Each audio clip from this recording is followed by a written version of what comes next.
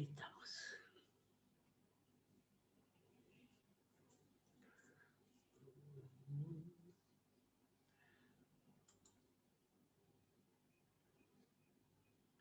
Buenas tardes. Buenas tardes. Buenas tardes. Acá estamos. Buenas tardes. ¿Cómo les va? Todo bien, por suerte. Bueno. Gracias. Muy bien. Bueno, vamos entonces a continuar con la clase de propiedad horizontal que habíamos comenzado en la clase pasada. Habíamos visto lo que es la propiedad horizontal y cómo fue evolucionando este concepto a través de nuestra legislación y nuestra realidad legislativa. Acuérdense que la propiedad horizontal en el Código de Vélez estaba prohibida, directamente prohibida. Esto lo veíamos dentro de lo que son las restricciones y límites al dominio, ¿sí? Las restricciones y límites al dominio establecía claramente que la propiedad horizontal, en el artículo 26.17, estaba prohibida. Este artículo, el 26.17, va a quedar derogado a los efectos de la ley 13.512. ¿Qué significa esto? Esto significa que la ley 13.512 es una ley que viene a receptar el derecho real de propiedad horizontal. Este derecho real de propiedad horizontal es un derecho de generación, diríamos, novedosa como a nivel internacional y novedosa como derecho, porque es un derecho que se arma y se amalgama de distintas circunstancias. No es un derecho, si bien es un derecho sobre una cosa, es un derecho real, es un derecho que establece una relación directa e inmediata entre sujeto y objeto, es un derecho que involucra muchas pautas o muchas circunstancias que llevan a que este derecho real trascienda la categoría de derecho y sea catalogado como un instituto. Ustedes piensen que la propiedad horizontal es una forma de vida, es la forma de vida más simple y más utilizada en todo el mundo. Esta forma de vida es porque la unidad funcional de uso privativo o de propiedad de una persona que es privativa va a estar como unida a través de otras circunstancias que van a ser esas partes comunes que conforman un todo. Por eso, entre lo que es la naturaleza jurídica de la propiedad horizontal, al principio se creía que la propiedad horizontal era un derecho de estructura múltiple. Era un condominio con un dominio, era un dominio con un uso de partición de las cosas comunes, era un usufructo de utilización por un tiempo perpetuo, era una forma de sociedad. Bueno, estas son todas las cuestiones que se fueron planteando a medida que la propiedad horizontal empezó a definirse como derecho real.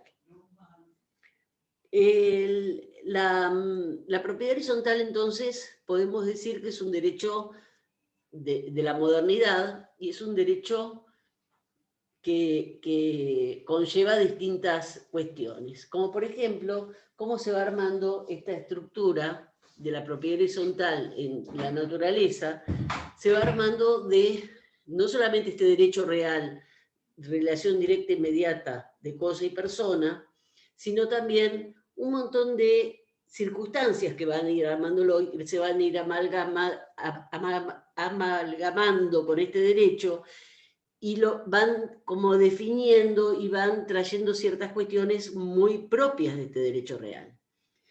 ¿Por qué? Porque cuando yo hablo de propiedad horizontal tengo que hablar de un edificio o de un inmueble que está sometido a este régimen que voy a hablar de la existencia de un reglamento de copropiedad de administración, voy a hablar de la existencia de un administrador, voy a hablar de la existencia de un consorcio de copropietarios, voy a hablar de una forma específica de conservar y mantener la cosa común, que es a través de las expensas comunes, y voy a hablar de la forma de deliberar de este consorcio de copropietarios a través de lo que se llaman las asambleas. Entonces, haciendo una línea de tiempo y de lo que es la propiedad horizontal, dejemos de lado el derecho comparado o el derecho, derecho comparado en el mundo con la distinta recepción de lo que es la propiedad horizontal. ¿Por qué? Porque es importante saber que, por ejemplo, en Estados Unidos la propiedad horizontal no existe.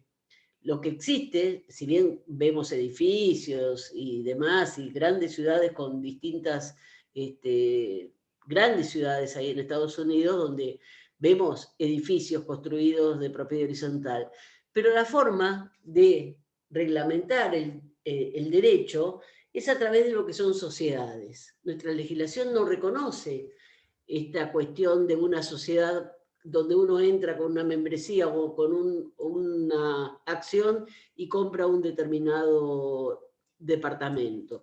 En nuestro país, la propiedad horizontal es el derecho real de dominio, donde la unidad funcional va a estar sometida al régimen del dominio.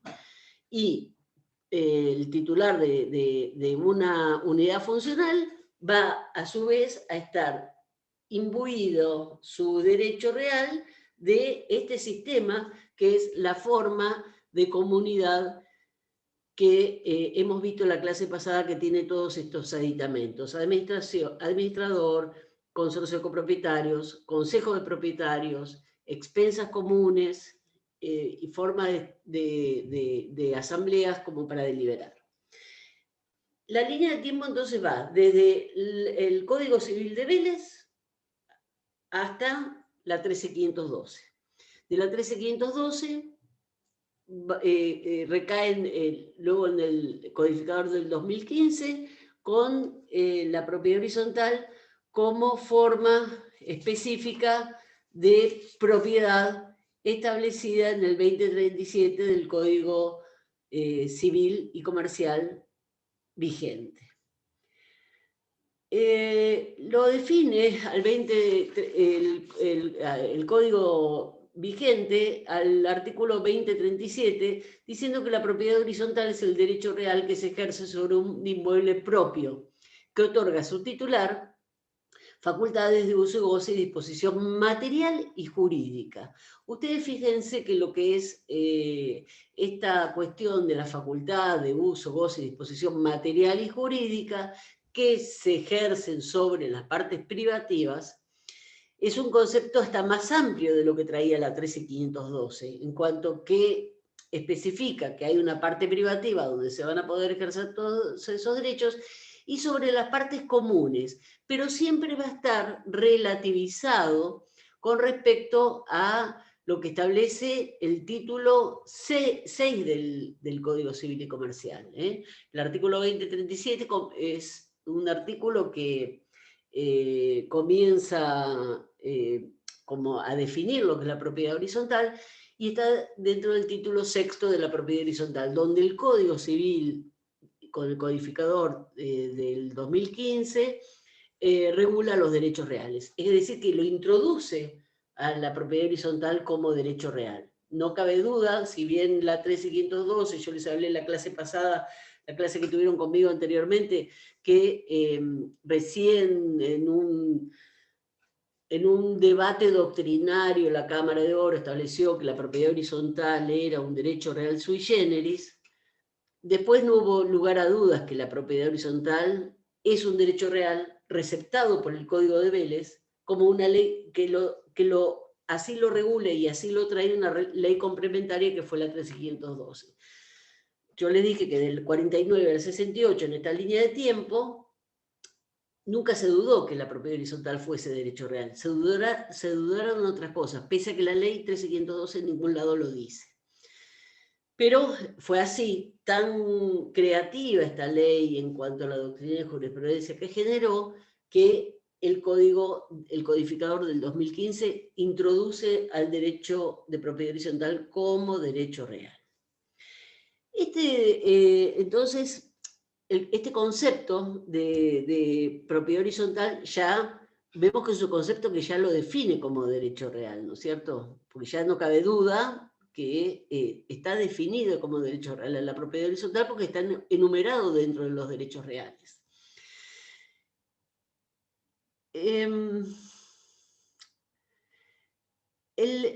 Las diversas partes del inmueble y las facultades que se tienen entre sí son interdependientes y conforman un todo que no es escindible. Yo no puedo separar lo que es la parte común de la parte privativa. Quiere decir que si yo accedo a un dominio en una propiedad horizontal, no puedo decir adquiero un departamento de 50 metros cuadrados que tiene una incidencia en el común de un 0,5, por ejemplo, yo no puedo decir, el ascensor es 0,5 mío. ¿Por qué? Porque en realidad es inescindible, lo trae, está tan escindido o tan amalgamado el derecho real de propiedad horizontal, tanto la parte privativa como las partes comunes, que no pueden ser separados. Y son partes accesorias y son partes inescindibles las partes comunes. No puedo separarlas, no puedo decir, no, esto no me corresponde porque no lo uso, o no es mío, o esto es lo otro. Porque ¿dónde va a estar redactado esta cuestión de qué es lo que le corresponde a cada parte o no? En el reglamento de copropiedad y administración, que el reglamento de copropiedad y administración va a ser la forma, que va a ser por supuesto por escritura pública, la forma de establecer no solamente qué derecho voy a tener yo en las partes, en la proporcionalidad, en las obligaciones, en las facultades, en el destino de la cosa común, sino que también va a ser parte integrante, el reglamento de copropiedad y administración va a ser parte integrante de la escritura que yo tengo como propietaria de una unidad funcional independiente.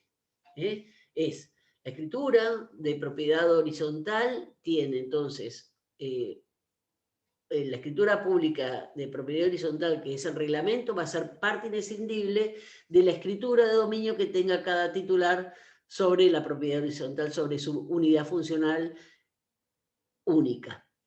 Ahora, esa unidad funcional única y exclusiva de la persona que es titular de un determinado departamento, va a tener entonces adherido o integrado el reglamento, y ese reglamento va a ser común a todos, ¿sí? Si bien es parte integrante, va a ser un reglamento común a todos. Es un reglamento que para cambiarlo, para modificarlo, fíjense que va a tener una forma específica de ser modificado, que se va a traer en su propio nacimiento, en su propia estructura, va a traer la forma de ser modificado el reglamento de copropiedad y administración. Entonces, la unidad funcional, ¿qué sería? La unidad funcional sería ya sea el piso, el departamento, aquel dominio sobre el que va a recaer la parte o el espacio susceptible, ya sea por su naturaleza propia o por su destino, que va a tener una independencia funcional. Esto les hablé la clase pasada, lo que era que cada unidad se tiene que autoabastecer a sí misma. ¿Dependiendo de qué? Yo les dije dependiendo del destino, porque cada reglamento va a traer el destino. ¿Lo voy a destinar a unidades funcionales de vivienda?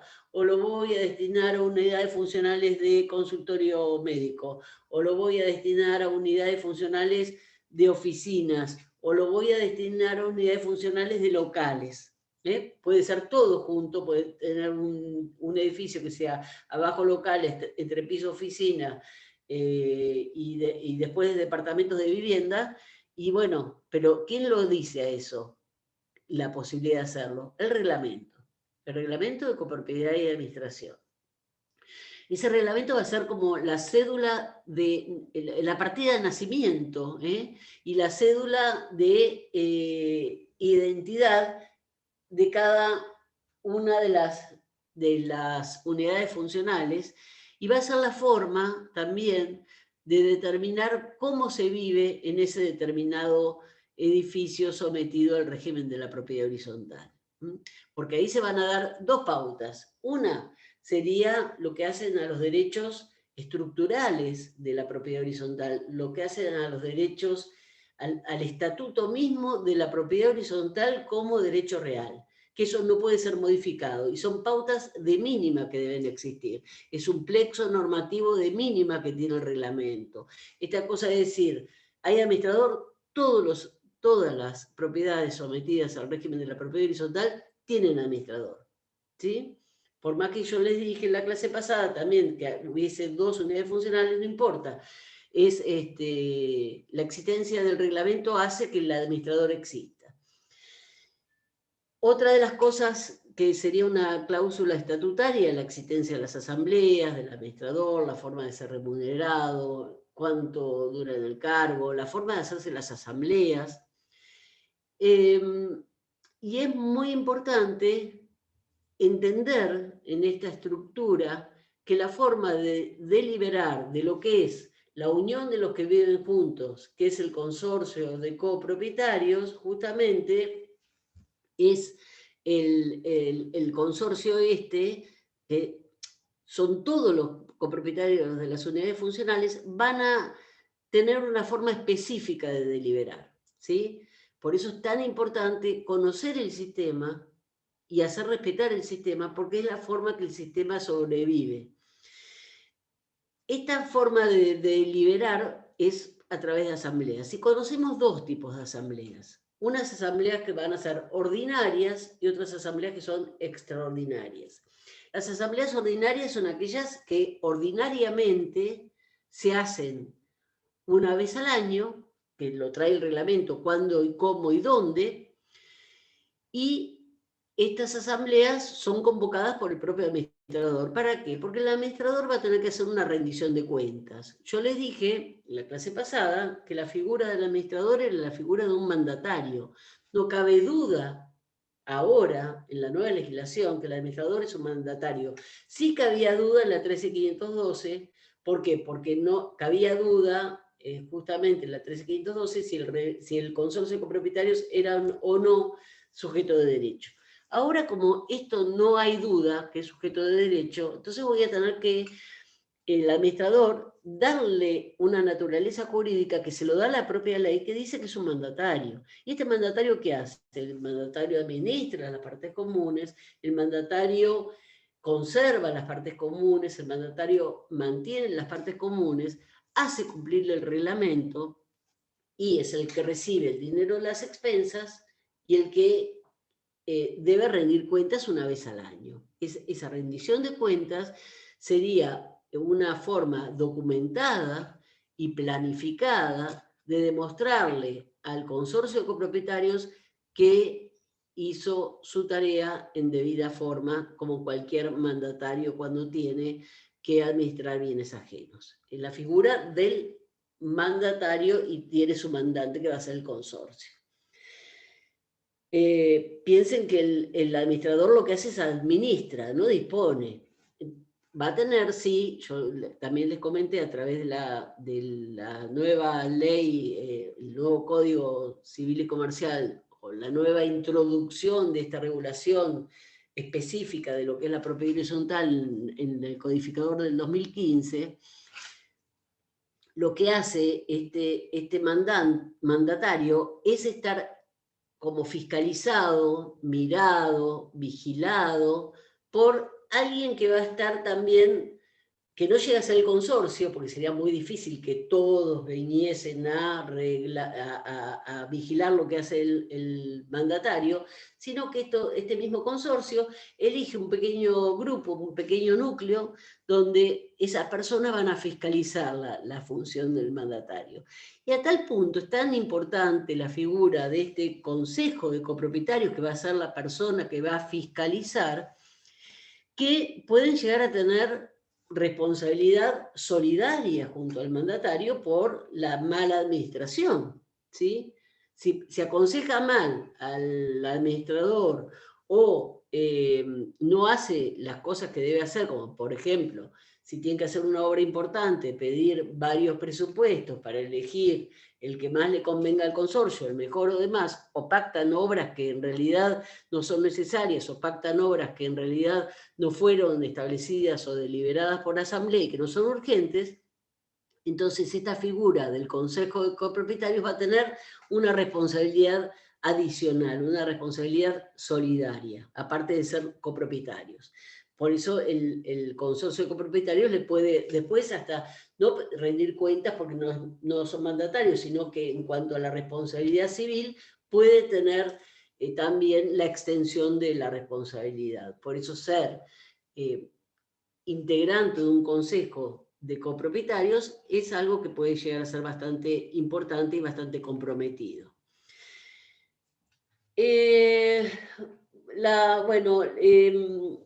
Después, el código establece claramente cuáles son las cosas comunes y las partes comunes. Las cosas comunes y las partes comunes, el código enuncia, pero ¿dónde vemos cuáles son las cosas comunes y las partes comunes? Lo vemos en el reglamento también. Si el reglamento no lo dice, no, tenemos que ir a la parte, a lo que serían las especificaciones que trae el Código Civil y Comercial. Pero es enunciativo, es en forma de ejemplificación cuáles son esas cosas comunes, que por supuesto hay algunas que son necesariamente comunes. Por ejemplo, algo lógico es el lote o el terreno donde se asienta la propiedad horizontal.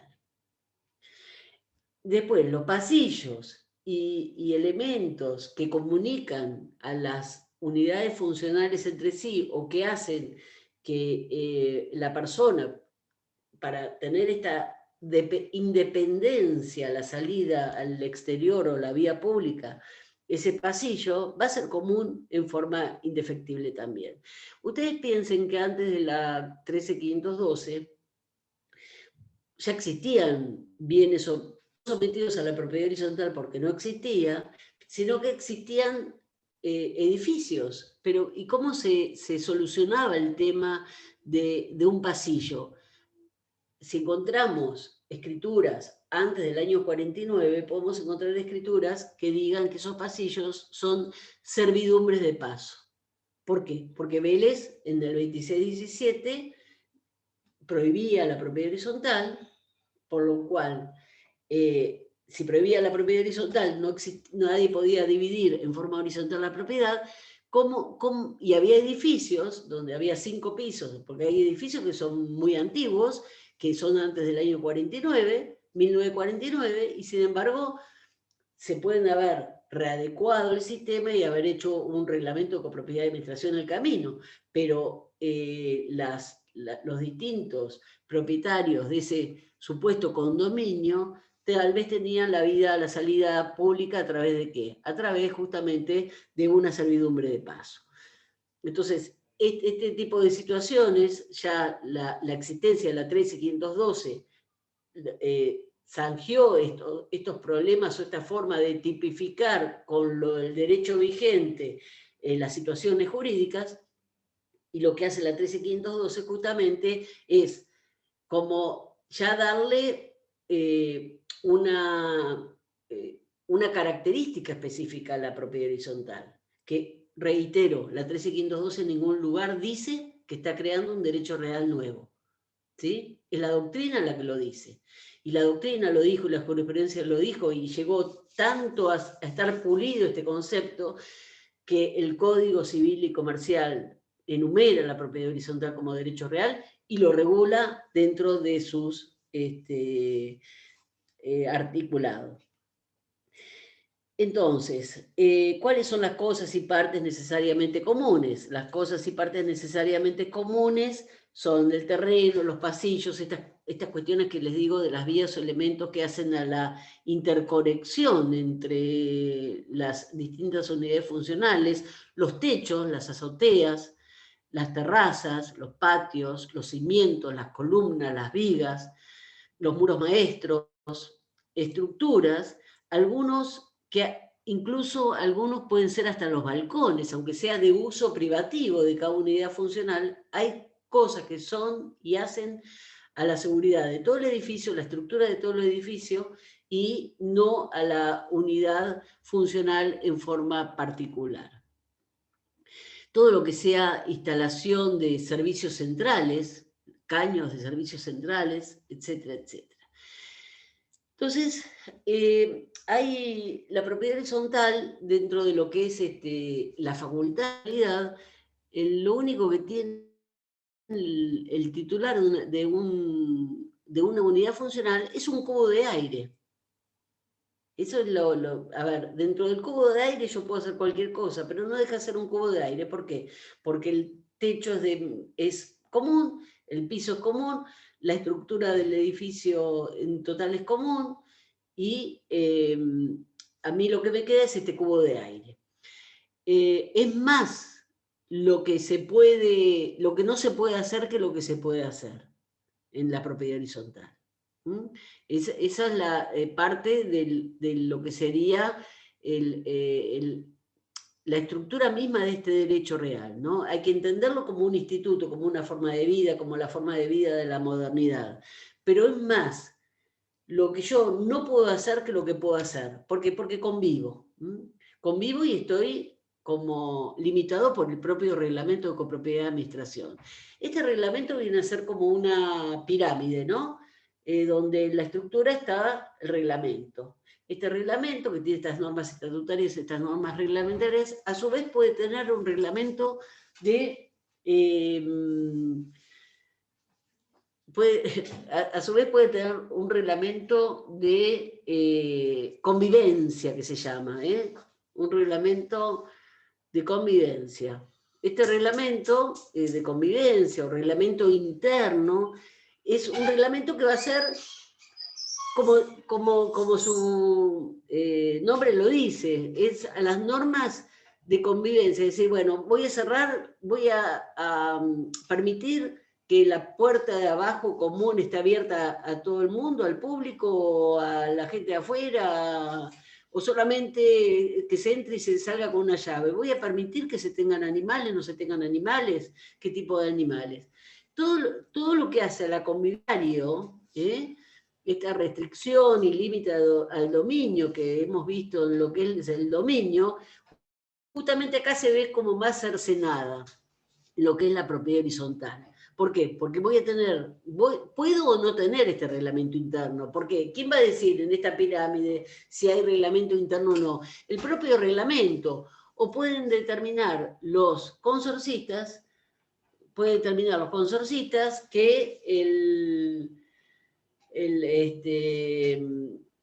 de hacer un reglamento interno, aunque el reglamento de copropiedad de administración no lo prevea. ¿Y dónde lo va a hacer los consorcistas? Es decir, vamos a hacer un reglamento interno, ¿por qué? Porque la seguridad cambió, ya vamos a poner una reja y vamos a poner una llave electrónica de acceso, porque estamos en una zona donde ya la cosa está más peligrosa. Entonces, bueno, por un tema de seguridad, vamos a hacer ciertas modificaciones, y el reglamento puede no preverlo, y nosotros ¿dónde lo vamos a prever a eso? ¿Y dónde lo vamos a modificar? Y vamos a decir, vamos a hacer un reglamento interno, justamente en las asambleas. En la asamblea ordinaria, donde va a establecerse justamente en el orden del día, vamos a poner, para un poco aclarar esto, así vamos a ver las dos cosas: cómo se hace una asamblea ordinaria o cómo se hace una asamblea, y esta pauta de la orden del día que puede llegar a determinarse qué se hace o qué no en un determinado edificio a través de un reglamento interno. La asamblea entonces es la forma de deliberar del consorcio de copropietarios, ¿no? Todos deliberan en esa asamblea. Se hace, normalmente el reglamento va a decir una vez por año que hacemos esta asamblea donde el administrador, no solamente el administrador va a rendir cuentas, sino que se van a establecer también, se van a pautar otras cosas. Como por ejemplo, como les decía hoy, cambió el tema de la seguridad en la zona y vamos a impedir que la puerta de abajo quede abierta, vamos a cambiar la puerta de abajo con una llave electrónica. ¿Y esto dónde se va a determinar? Yo voy a mi vecino, le toco el timbre y le digo, che, vamos a poner una puerta electrónica, y tal vez si somos dos copropietarios, porque es un edificio chico, donde hay una planta baja y un primer piso, no hay problema porque habría unanimidad. Los dos decimos, bueno, vamos a hacer tal cosa, bueno, la hacemos. No habría ningún problema. Ahora si es un edificio de 100 unidades funcionales o de 50 unidades funcionales o 20, yo necesito deliberar esto en una asamblea. Entonces le voy a decir al administrador, si ya no lo hizo antes, que en el orden del día, que es el llamado, que todo esto, ¿quién lo va a decir? Lo va a decir el reglamento.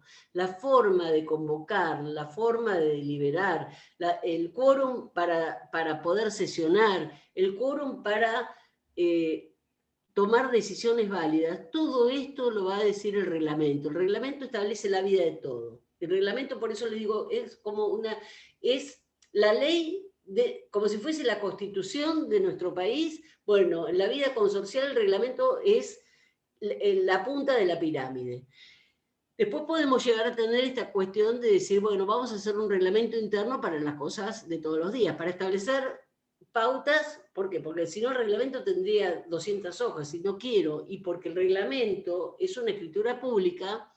Entonces, ¿qué pasa? Si lo quiero cambiar o quiero poner cosas que pueden llegar a cambiar usos y costumbres en forma más ágil, más dinámica, entonces yo lo puedo hacer en un reglamento que lo puedo variar en otra asamblea, o puedo hacer un reglamento muy estricto, que vemos que es muy estricto, lo variamos en otra asamblea. Como puede ser esto de decir, bueno, hace unos años reglamentos no permitían animales domésticos. Y eso, bueno, después de varias jurisprudencias y etcétera, etcétera, etcétera, hasta dónde llega el derecho de uno en meterse en la casa de otro, pese a que la propiedad horizontal es un poco limitante lo que es la facultad de cada uno, porque voy a estar limitado por las partes comunes.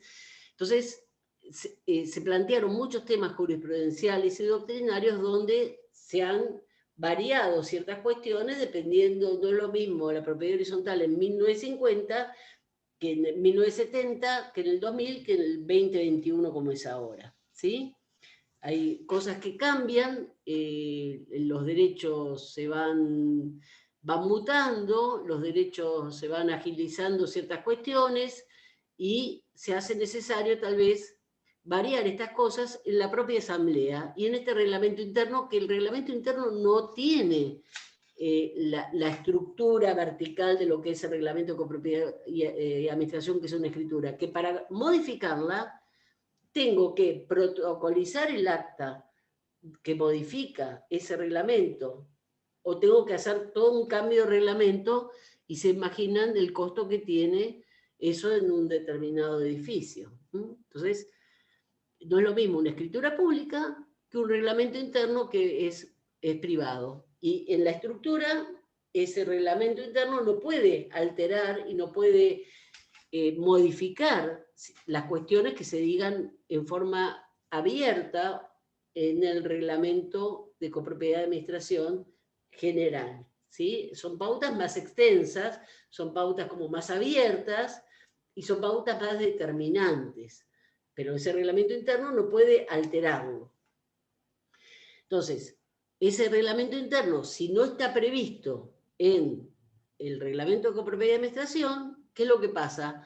Puedo pedirlo, una persona lo puede pedir, le puede decir al administrador, señor administrador, en la asamblea que vamos a hacer en enero del 2022 en la ciudad de Mar del Plata, en el edificio Cosmos donde va usted a rendir cuentas de su gestión durante el año, yo le voy a pedir que ponga en el orden del día un punto específico que diga confección del reglamento y elección de los copropietarios para hacerlo y el procedimiento que vamos a hacer para establecer ese reglamento interno y validarlo. Esta cuestión también es muy importante, entonces, de determinar que en el orden del día donde se convoca a los copropietarios para esa determinada asamblea, debe ser muy claro. Y todo esto, vuelvo a insistir, ¿dónde va a estar plasmado? En el reglamento de copropiedad de administración. La forma de hacer esta convocatoria, la forma de validar, ya sea el momento que hacemos la asamblea y dónde la hacemos y cómo, y también el momento cómo se valida la deliberación de las decisiones que se tomaron. Porque el que no vino o el que votó en contra puede pedir la nulidad de la asamblea por alguna cuestión. El que no vino porque diga, yo en realidad, discúlpeme, voy a tomar agua.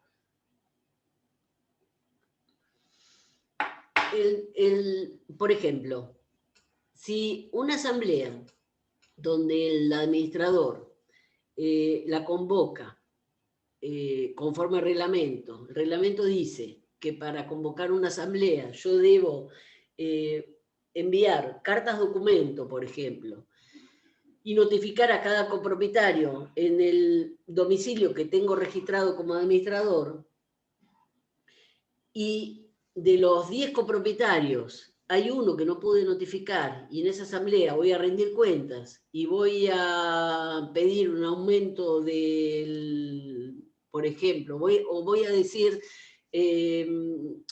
despedir al portero o al encargado del edificio. Entonces, si de los 10 hay uno que no pude notificar a la asamblea, ese que no vino a la asamblea, si se tomó una decisión que no le convence, puede, vamos a suponer, despedir al portero y pagarle la indemnización. Y dice, pero si yo no estuve en la asamblea y nadie me dijo a mí que se iba a tratar ese punto del día. Por eso es tan importante, no solamente hacer un orden del día claro, donde se van a establecer todas las cuestiones a tratar en esa asamblea.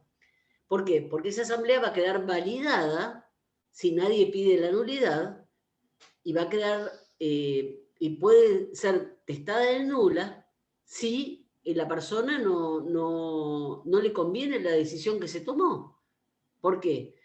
Porque es lógico, si a mí me citan una asamblea donde se va a tratar las cuestiones comunes, como puede ser rendición de cuentas del administrador, elección del consejo de administración y nada importante, y salen en esa asamblea diciendo que van a despedir al portero, si yo no estuve, es lógico que no ejercí mi derecho de deliberar, que establece claramente la forma de deliberar que es a través de la asamblea, ¿sí? Entonces puedo pedir la nulidad.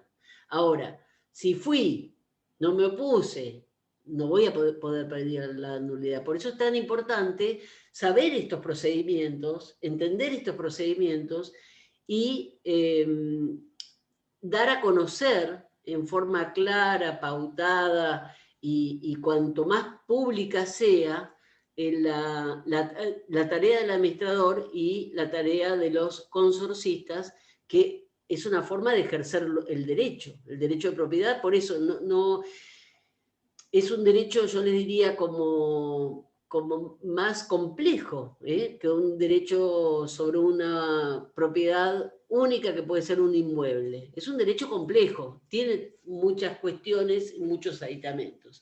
Y hay que ver la vida consorcial, cómo se va desarrollando. Ahora, si en esa asamblea, que van todos los consorcistas, que son 10, justo aparece un tema a resolver, porque dicen, vamos, ya que estamos los 10, vamos a resolver este tema propio del edificio.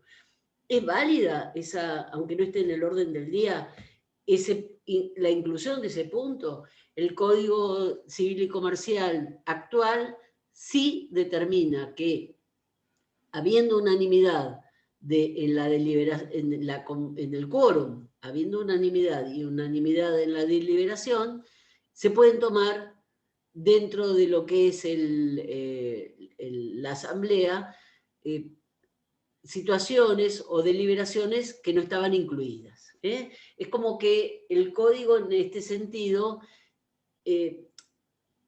simplifica un poquito lo que es la vida consorcial. Y a tal punto que antes no se sabía ni siquiera cuánto tiempo teníamos para pedir la nulidad.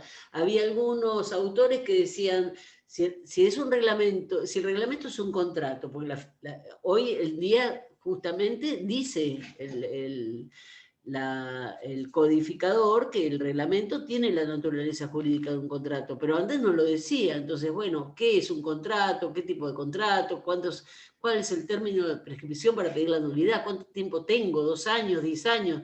Bueno, actualmente sabemos que si se notifica la asamblea y se notifica la resolución y pasa un término de 1 mes, esa asamblea, sin ser impugnada, ya queda firme. Entonces es como que se aceleran los tiempos, se simplifican los tiempos. La doctrina y la jurisprudencia que emanó de la vigencia de la 13512 está receptada en la codificación actual y realmente es mucho más práctico porque no es ley más jurisprudencia más doctrina, ahora es ley. Y a su vez, esta legislación va a llevar la existencia de otros fallos judiciales, de otra doctrina judicial, etcétera, etcétera, con respecto a diversas cuestiones. Bueno, sabemos que entonces los gastos y contribuciones es a través de lo que son las expensas comunes. Y establece justamente que la obligación, que las expensas comunes son comunes, ¿por qué? Porque derivan de las partes comunes. Yo dentro de mi unidad funcional no tengo expensas comunes, dentro de mi unidad funcional tengo mis gastos propios, tengo mis servicios propios, tengo las tasas y contribuciones propias. Ahora, lo que es la parte común, tengo lo que son las expensas. Estas expensas comunes son comunes justamente porque derivan de las partes comunes. Estas partes comunes pueden ser a su vez ordinarias, estas expensas comunes pueden ser a su vez ordinarias o extraordinarias. Las ordinarias son las que derivan de los gastos ordinarios. Sueldo del encargado, ¿qué es? ¿Ordinario o extraordinario? Ordinario. Luz de las partes comunes del pasillo, ¿qué es? ¿Ordinario o extraordinario? Es ordinario. Ahora hay ciertos gastos extraordinarios que pueden ser relativos a distintas obras que han sido deliberadas en esa asamblea, han sido como autorizadas. El consorcio autorizó esa obra, la deliberó en la asamblea, la aprobó y dijo, bueno, vamos a hacer tal obra, como por ejemplo puede ser hacer en la parte exterior la pintura del edificio. Cuando hace eso, la asamblea se delibera, se llega a la contratación de la obra, ¿quién lo hace?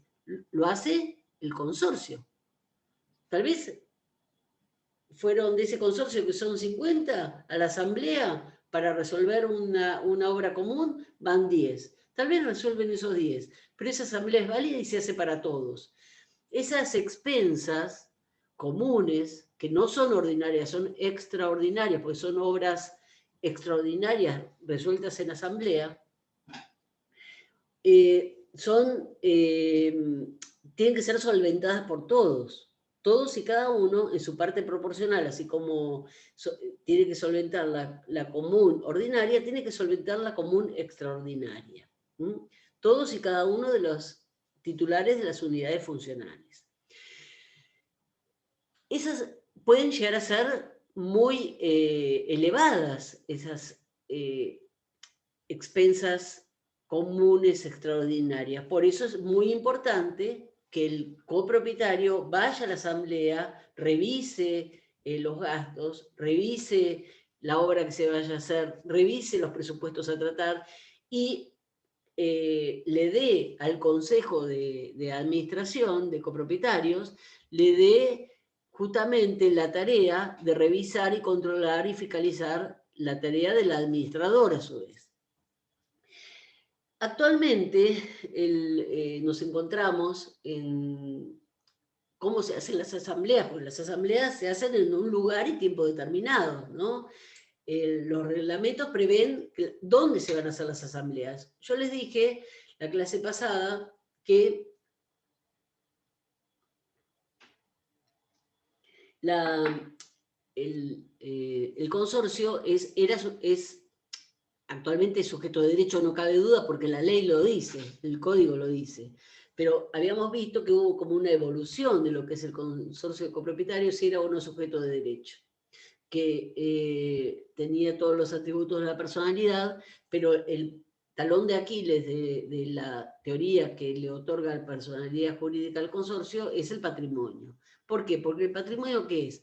El patrimonio actualmente sabemos que está integrado por el cobro de expensas comunes, son fondos y por algún bien que puede llegar a tener, pero como la ley no lo decía, el consorcio de copropietarios fue tildado de no sujeto de derecho por alguna parte de la doctrina y sujeto de derecho por la otra.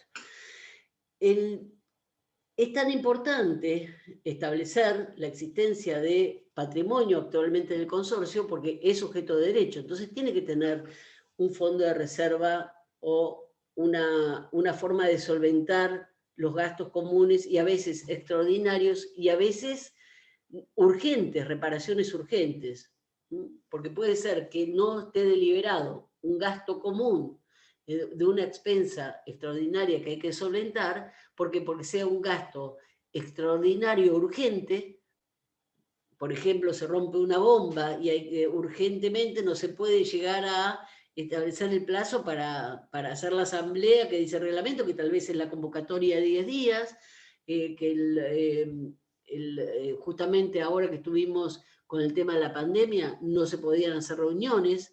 Entonces, ¿cómo este tipo de cuestiones en tiempo de pandemia también han cambiado? Se ha establecido, y ahí no hay todavía jurisprudencia y doctrina, justamente lo que les decía hoy, ¿no? El código, si bien agiliza, el código actualizó un montón de cuestiones, el codificador del 2015, de la ley 13512, que era una ley del 49, fíjense cómo nos encontramos en el 2020 con una circunstancia que el código no prevé, que es que las asambleas no se pueden hacer presenciales. Porque una cosa es un consorcio pequeño, que haya 5 copropietarios, o 2, o 3, que se pueden juntar hasta en la vereda de la casa, con otros consorcios que tienen muchísimas unidades funcionales que no se pudieron hacer reuniones presenciales. Entonces, se planteó incluso lo que estamos haciendo ahora, si la asamblea puede ser hecha por Zoom o no. Como el sistema tiene que seguir sobreviviendo, y el administrador debe rendir cuentas y los copropietarios se tienen que juntar para ver ciertas cuestiones, hay consorcios que se han reunido por Zoom y han hecho sus asambleas ordinarias o han hecho asambleas extraordinarias por sistemas virtuales. Puede ser la plataforma Zoom o puede ser cualquier otra plataforma, pero se han hecho asambleas en forma virtual. La pregunta, ¿son válidas? Y bueno, hubo gente que si le convino, ¿qué hizo? Invalidó la asamblea por Zoom, o cuando se hace el orden del día y se hace la convocatoria y dice que se va a hacer por Zoom, ahí impugnan, porque el código no lo dice. Entonces, son todas cuestiones que sería hasta una reforma del código, que la jurisprudencia y la doctrina han ido planteando, delineando, ya llevamos más de un año, y hay consorcios de copropietarios que han tenido reuniones o asambleas por plataforma Zoom o en forma semipresencial. Algunos, los que no saben manejar el tema de la virtualidad, se pueden presentar en el lugar donde fue convocada, hasta un número determinado, y los demás por forma virtual. Doctora, ¿Está claro esto? Sí, te escucho. le quería hacer una consulta respecto a lo que mencionaba en el contexto de pandemia. ¿El formato digital o virtual de la asamblea no se puede instrumentar por un instrumento privado como sería el reglamento interno? Bueno, a ver, podemos, es raro que un reglamento diga que la asamblea va a ser por Zoom. Puede ser que los reglamentos hechos en el 2020 sí lo determinen porque se conoce la circunstancia. Entonces, en algún punto del reglamento decir, la asamblea, ¿por qué? Porque el reglamento normalmente ¿qué dice? Las asambleas serán convocadas por el administrador 10 días previos a la fijación de su fecha y, por ejemplo, va a ser en el lugar donde diga el administrador, que normalmente es en el lugar donde está ubicado el edificio. Y si es pequeño, no entra en el hall o demás, convoca en otro lugar. Pero normalmente el reglamento es el que nos da toda la estructura, o el reglamento interno es lo que nos especifica un poquito más. Dice, sí, es una cuestión muy importante, puede ser que el edificio no tuviese un lugar común grande y después lo tiene y el reglamento interno lo dice para no modificar el reglamento de copropiedad de administración de escritura pública. Entonces, puede ser que ahora, durante el 2020 o el 2021, reglamentos, ya viendo la modernidad y la virtualidad, ya especifiquen que la asamblea puede ser realizada en forma virtual. Yo creo que todo esto va a cambiar y va a modificar. Ahora, en el reglamento interno, podemos, si todos en una asamblea convocada de acuerdo a lo que dice el reglamento, vamos a suponer un edificio que tiene un reglamento del año 2000, y ese reglamento tiene una asamblea que diga que va a ser convocada por el administrador con tantos días de anticipación por carta de documento y va a ser realizada en tal lugar, tal vez hacemos una asamblea y decimos que vamos a poner, en el reglamento interno vamos a poner una variable con respecto justamente a la forma de realizar la asamblea. Por eso es muy dinámica la propiedad horizontal. Y son normas, por eso le decía, es una pirámide y esta norma que está acá arriba es una norma abierta, que puede ser como integrada por el reglamento interno, pero nunca modificada por el reglamento interno. Entonces, en cuanto no altere lo que dice el reglamento madre, bueno, puede estar y ser coherente a eso, no va a haber problema. Pero si llega a alterar alguna cuestión del reglamento piramidal, cualquiera puede pedir después la nulidad. Porque ahora se está viendo justamente la provincia de Buenos Aires, con esto de yo he tenido asambleas por Zoom y asambleas semipresenciales, pero en Capital Federal. Pero no, en Mar del Plata he tenido también, pero algunos administradores han sido un poco reacios porque dicen que la jurisprudencia de la provincia de Buenos Aires dice que las asambleas por Zoom no pueden ser, no son válidas. Ahora, yo creo que sí son válidas, lo que pasa que es muy importante la convocatoria, cuando se convoca, que no haya ningún copropietario que diga, no, yo el Zoom, la plataforma no la manejo, yo mantengo el reglamento, yo impugno que sea por Zoom, que sea una reunión informativa, que sea algo que se trate, porque de alguna forma también nos tenemos que reunir y tenemos que hablar ciertas cuestiones, aunque sea a la distancia. Pero no hacer una asamblea y no deliberar. ¿Por qué? Porque yo sé que va a haber mucha gente, si hay cuestiones importantes, no van a poder intervenir, y si intervienen, bueno, que gente mayor o no mayor, porque a veces la gente mayor maneja mejor las herramientas virtuales que gente joven con menos acceso a las herramientas virtuales. Entonces, es bien casuídico el tema, bien casuídico. Cada edificio sometido a la propiedad horizontal es un mundo, ¿eh? Y es bien casuídico. Y también va a depender, habiendo un buen administrador y un buen consejo de administración, de llevar a tratar de deliberar los temas más candentes o los temas más preocupantes o los temas que sí o sí conllevan una resolución, y bueno, y ver la forma de que esa asamblea no sea tildada de inválida o esa asamblea sea validada para llevar una obra, porque se han hecho obras importantes en edificios y resueltas en asambleas por Zoom durante el 2020 y 2021. ¿Sí? Pero seguramente los reglamentos nuevos prevean esta modalidad, lo prevean, porque ya esto ha variado, aparte vino para instalarse. Esta modalidad de educación a la distancia vino para instalarse. ¿Ya se conocía? Sí, ya se conocía. Nosotros somos profesores de la carrera de martilleros desde el 2010.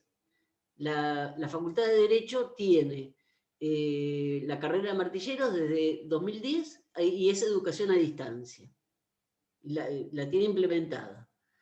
Y bueno, yo tenía ventaja porque hacía 10 años que lo daba, pero mis compañeros tuvieron que aprender y hoy en día ya no hay nadie que no sepa manejarse con este medio de educación, por ejemplo. ¿Está contestada la pregunta, Ojeda? Sí, profesora, muchas gracias. Bueno, muy bien. Bueno. El tema de la propiedad horizontal es un tema muy interesante desde todo punto de vista. Incluso es un nicho para nosotros los abogados, ¿no? Porque no hay mejor administrador que un contador y que un abogado a los fines de hacer la administración de propiedades horizontales. Hoy en día hay, por supuesto, martillero, contador y abogado. Pueden hacer la administración de propiedad horizontal y realmente es como un valor agregado que tiene nuestra profesión en la cuestión de la administración de las propiedades horizontales. El reglamento de copropiedad de administración ya les dije que es un contrato, si bien estuvo en disputa antes de la codificación del 15, justamente la naturaleza jurídica, se decía que era un estatuto, se decía que era un contrato de adhesión, se decía que era un contrato plurilateral de adhesiones. Bueno, actualmente no cabe duda que es el reglamento con propiedad de administración es un contrato y tiene así las características de un contrato. Ahora, ¿puedo modificar este contrato? Claro que lo puedo modificar, pero ¿cómo? Lo tengo que modificar teniendo en cuenta que hay normas que no las voy a poder modificar porque no voy a poder sacar la existencia del administrador, de las partes comunes, de las partes privativas, de la forma de solventarlo, de la forma de deliberar con las asambleas, pero sí lo que puedo llegar a hacer es modificar ciertas cuestiones, la modificación del reglamento, que va a ser por una mayoría no menor a 2/3, dice la ley. Ahora, puede ser que el reglamento especifique una mayoría, otra mayoría. Como por ejemplo, si yo quiero, qué sé yo, sacar la unidad destinada a portería sea la parte, el departamento destinado a portería, no quiero tener más encargado y bueno, voy a alquilarlo. Entonces, esas modificacaciones justamente que hacen a la vida consorcial, voy a tener que hacerlas. Si el reglamento dice, bueno, va a haber un departamento en planta baja que tiene tales características que va a ser destinado a portería. No tengo más encargado con vivienda. Voy a tener solamente encargado sin vivienda. ¿Qué pasa? Bueno, eso lo tengo que deliberar en una asamblea y tengo que hacer una modificación de reglamento. No voy a tener más encargado con vivienda, voy a tener encargado sin vivienda y voy a alquilar eso y va a ingresar al fondo del patrimonio del consorcio, por ejemplo. Fíjense, esa modificación de reglamento que lleva a una mayoría no menor a 2/3, bueno, justamente va a ser establecida en la asamblea y se va a modificar esa cuestión del reglamento. Bueno, tengo entonces lo que son las asambleas, que son la forma de reunirse los propietarios y les va a facultar a los propietarios a resolver cuestiones establecidas en el reglamento y cuestiones que hacen a la vida consorcial. Y la forma que va a quedar determinado, ¿qué es lo que se va a decir? ¿Qué va a quedar grabado? Bueno, hoy con el Zoom tenemos que va a quedar grabada, pero justamente hasta dónde es la grabación del Zoom válida. Lo puedo grabar, pero yo después lo voy a tener que desgrabar y volcar en un acta de asamblea. ¿Por qué? Porque hoy en día, bueno, lo grabo, pero lo debo volcar en un acta, porque el administrador está obligado a llevar un libro de actas de asamblea. Es uno de los libros que debe tener en forma obligatoria, que es el libro de actas de asamblea, que ahí va a estar todas las actas de la vida consorcial desde el inicio hasta el final. Hay edificios que tienen 6, 7, 8, 10 actas, 10 libros de actas, y bueno, si hay que ir a buscar alguna cosa, alguna modificación que no esté volcada por acta protocolizada en el registro de la propiedad, porque ¿a dónde voy a buscar el reglamento? Al registro de la propiedad. Y puedo hacer una modificación tan importante que puedo protocolizar el acta de asamblea y va a quedar en registro. Pero hay cuestiones internas que tal vez no están volcadas por acta de asamblea protocolizada y voy a tener que ir, o no está modificada, y voy a tener que ir a revisar justamente el libro de acta de asamblea para ver dónde está esa cuestión resuelta y demás. Entonces, el administrador es el que viene a ser el guardián del libro de acta de asamblea. Y es el que va a hacer esa acta de asamblea normalmente, no hoy, porque ya les digo, si hacemos una asamblea por Zoom queda grabada y no hay forma de eludir la grabación, pero después se tiene que desgrabar y se tiene que volcar. Pero el libro de acta de asamblea es esa acta que va a ser el secretario de la asamblea, por eso es tan importante la asamblea, tan importante la convocatoria y tan importante el desarrollo de una asamblea. Es importantísimo. ¿Por qué? Porque primero se va a validar, la asamblea es soberana. La asamblea es soberana. Ahí, si la asamblea se declara válida, la asamblea es soberana. Y lo que decida la asamblea es, después, bueno, ¿puedo anularlo? Sí, puedo anularlo. ¿Por qué? Porque se ha vulnerado algún derecho, sí, por supuesto, se puede anular y se dice, ojo, vamos a anular esta asamblea porque se ha vulnerado este derecho. Pero después es el juez el que va a anular la asamblea. Fíjense el camino que hay que recorrer. ¿Por qué? Porque el copropietario puede decir, la impugno, la tildo de nula, pero en definitiva el que va a anular una asamblea va a ser un juez. No va a ser un copropietario. Ese lo puede pedir la nulidad o puede impugnar. Ahora, esa asamblea, ¿cómo se va a ir desarrollando? Es importantísimo el momento de la asamblea y es importantísima la forma en que el copropietario ve cómo se va desarrollando esa asamblea. ¿Por qué? Porque tiene que ver que... tiene que ver que la asamblea se desarrolle de acuerdo a lo que diga el orden del día. Normalmente va a decir, bueno, se declara válida la asamblea, quiénes son los copropietarios, si hay mayoría para justamente, si hay quórum para sesionar, porque si no hay quórum para sesionar, el reglamento prevé hay que llamar a otra. Y quién es,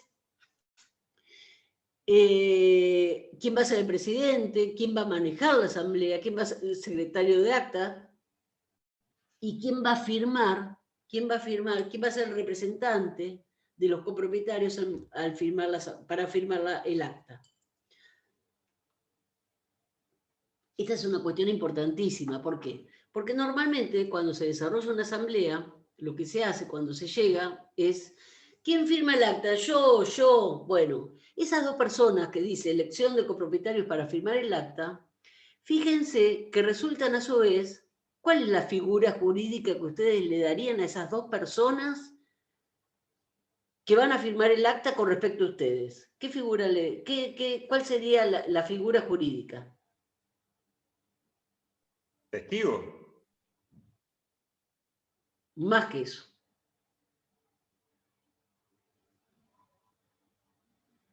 Más que eso. ¿Representante? ¿Pero qué tipo de representante? ¿Cuál es la figura jurídica? ¿Cuál es el contrato que establecemos?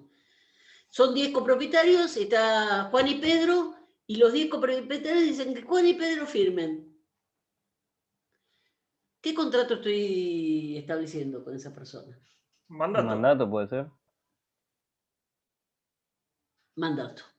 Fíjense lo importante que es que termina siendo mandatario. Quiere decir que lo que esa persona firme, si yo levanto la mano y digo que sean Juan y Pedro, que sean Juan y Pedro, lo que Juan y Pedro lean y firmen, están diciendo que yo lo leí y lo firmé.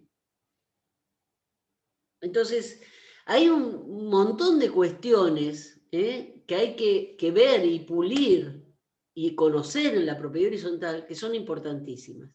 Porque si después, en la reunión de 10 personas, el administrador es bastante vivo y quiere introducir un tema que no le conviene mucho que esté otras personas que sabe que le van a votar en contra, estira la reunión, esas dos personas se van, total le dejan a Juan y Pedro que le va a firmar por él.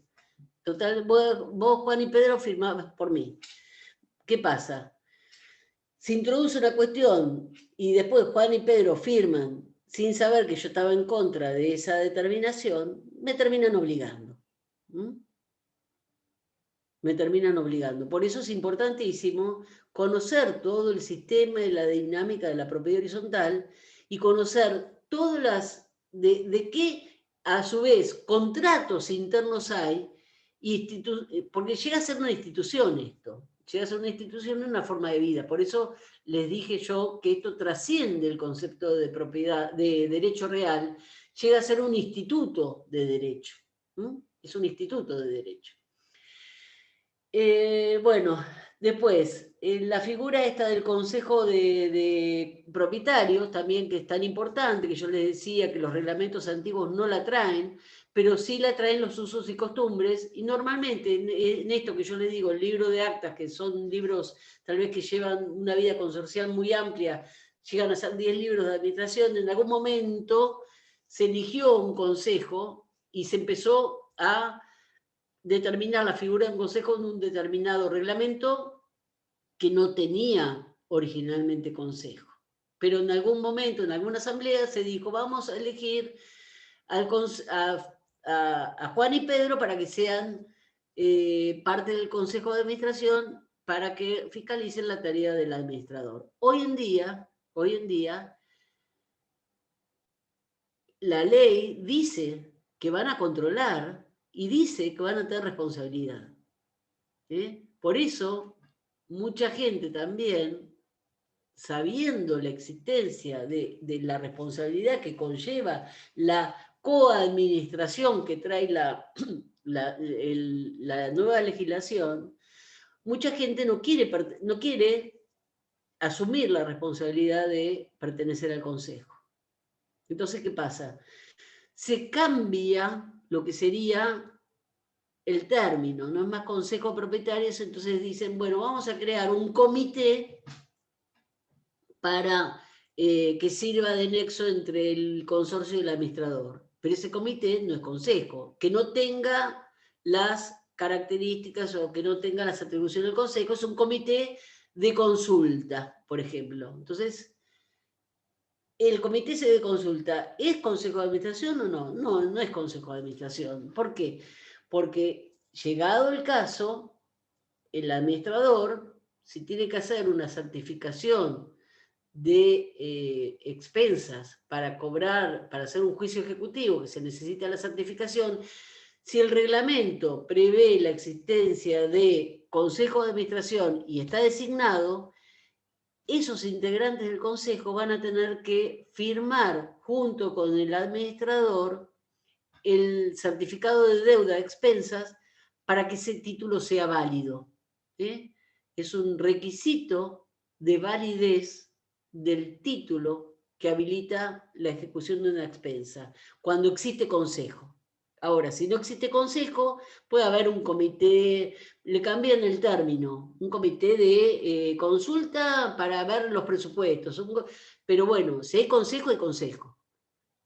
No siempre debe haber consejo porque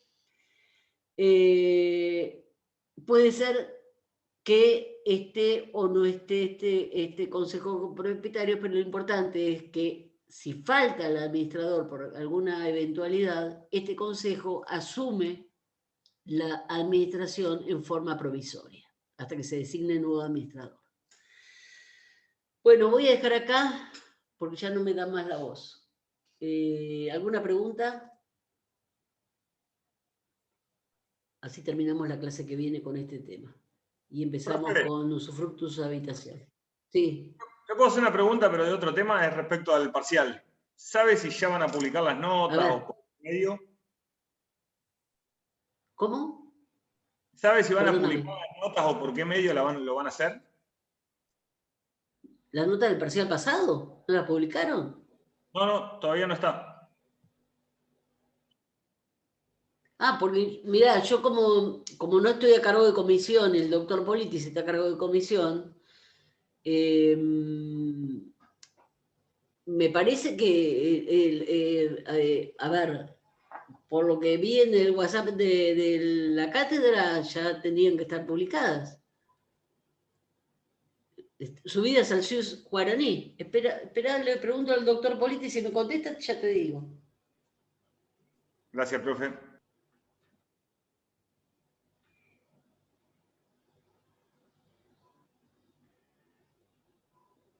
Dame un momento.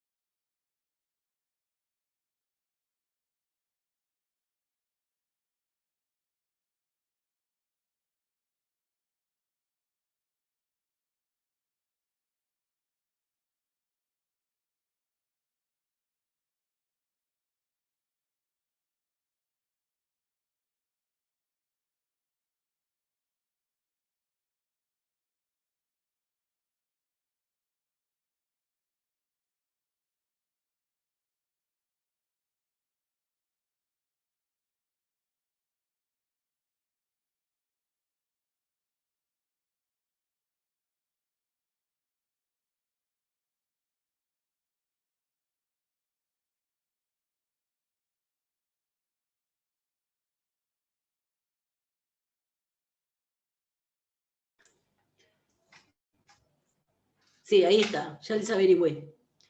En forma interna ya están pasadas, lo que pasa que para el fin de semana van a estar subidas al SUS guaraní. Pero en forma interna ya están pasadas, lo que pasa que había alguna comisión que faltaba algo, pero el fin de semana las tienen subidas, ¿sí? Bueno, gracias. ¿Alguna pregunta más? Nada más, ya doy por finalizada la clase entonces. Hasta la próxima, hasta el lunes próximo. Adiós. Adiós. Chao, chao. Buenas noches. Chao, chao. Hasta luego.